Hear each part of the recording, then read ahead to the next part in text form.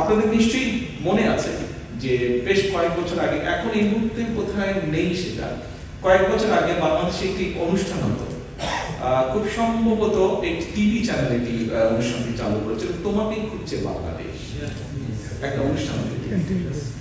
সেই অনুষ্ঠানে বিভিন্ন কালচারাল বিষয় আমাদের ভবিষ্যতে যারা নতুন প্রজন্ম, যারা ভবিষ্যৎ, তাদের ভিতর থেকে বের করে নিয়ে আসা। কেউ হয়তো ভালো মিউজিশিয়ান, কেউ হয়তো ভালো গান গাইতে পারে, কেউ হয়তো ভালো কবিতা আবৃত্তি করতে পারে, এরকম কালচারাল যারা ভালো আছে এরকম খুঁজে ট্যালেন্ট খুঁজে নিয়ে আসা।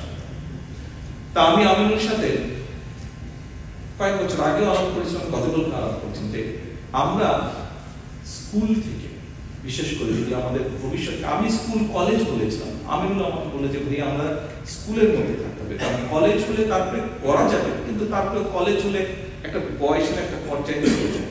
কিন্তু আমরা যদি স্কুল থেকে ট্যালেন্ট হান্ট করি, যারা স্পোর্টসম্যান, কেউ হয়তো ফুটবলে ভালো, কেউ হয়তো টেনিসে ভালো, কেউ হয়তো ক্রিকেটে ভালো, কেউ হয়তো ভলিবলে ভালো, কেউ হয়তো বাস্কেটবলে ভালো, এভাবে আমরা স্কুলগুলো থেকে বের করে নিয়ে আসবো প্লেয়ারদেরকে।